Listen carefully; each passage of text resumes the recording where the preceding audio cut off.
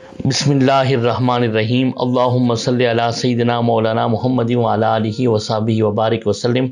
محترم سامعین و ناظرین، السلام علیکم ورحمۃ اللہ وبرکاتہ۔ آج ہم جارڈن میں ایک جگہ ہے موتا، مقام موتا، جہاں پر مارکہ موتا ہوا اور جنگ موتا ہوئی اور مسلمانوں کی تقریباً 3000 کے قریب وہ فوج کی تعداد تھی، اور جو رومی فوجی تھے وہ تقریباً 1 لاکھ کے لگ بھگ تھے۔ اور یہ جنگ یہ مارکہ یہ 8 ہجری کو اور 629 عیسوی میں جارڈن میں موتا کے مقام پر ہوا۔ اور حاضرین محترم، اس کا جو بیک گراؤنڈ ہے اس جنگ کا، وہ یہ کہ تاجدار کائنات صلی اللہ علیہ وسلم نے اسلام کی تبلیغ کے لیے کچھ سفیر جارڈن اور سیریا کے عرب قبائل کی طرف روانہ کیے، اور جنہیں ان قبائل نے سفارتی روایات کے برخلاف قتل کر دیا۔ اور سفیروں کے قتل کے بعد ان قبائل کی سرکوبی کے لیے آقا علیہ السلام نے 3000 کی ایک فوج تیار کر کے جارڈن کی طرف روانہ کیے۔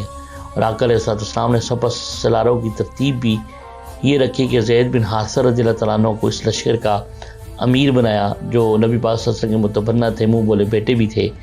اور ان کی شہادت کی صورت میں حضرت جعفر بن ابی طالب ان کو مقرر کیا، اور ان کی شہادت کی صورت میں حضرت عبداللہ بن رواحہ رضی اللہ تعالیٰ عنہ کو مقرر کیا۔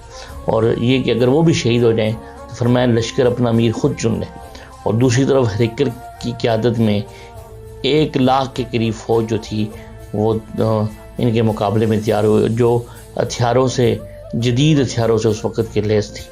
اور جب جنگ شروع ہوئی تو حضرت زید بن حارثہ رضی اللہ تعالیٰ عنہ نے شجاعت اور بہادری کے ساتھ وہ جنگ لڑی، اور پھر جنگ لڑتے ہوئے وہ شہید ہوئے۔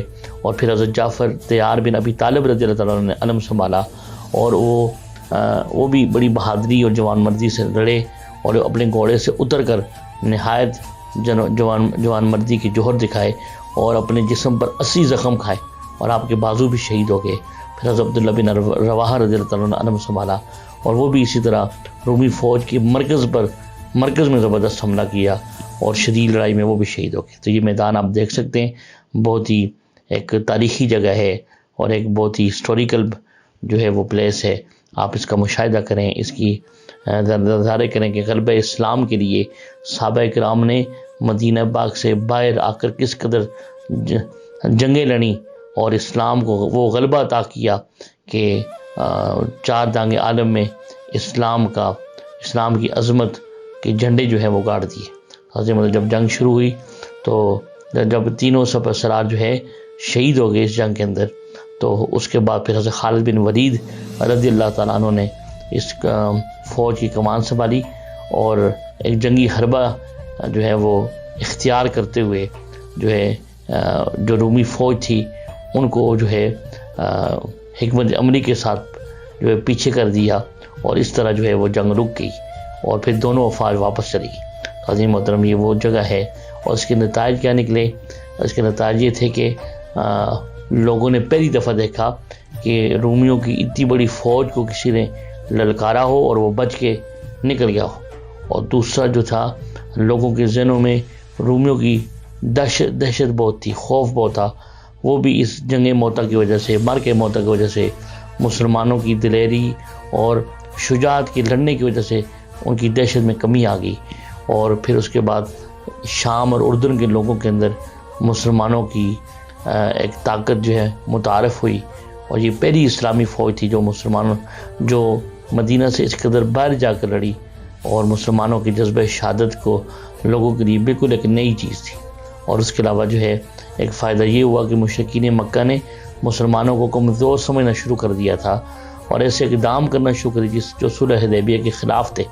تو اس سے صلح حدیبیہ مشرکین کی طرف سے خود ہی ختم ہو گیا، اور مسلمانوں نے اس کے بعد مکہ کو فتح کر دیا۔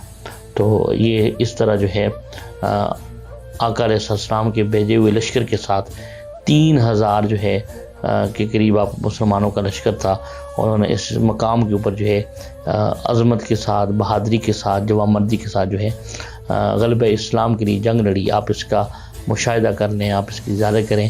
یہ وہ تاریخی جگہ ہے کہ جہاں پر رومن امپائر کہ جو فوج تھی اس کے ساتھ ٹکر دی اور غلبہ اسلام کا کے لیے ایک عظیم جھنڈے گاڑے۔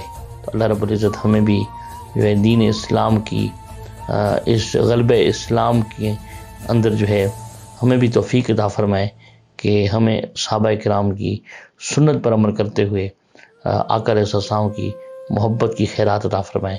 وما علینا الا البلاغ المبین۔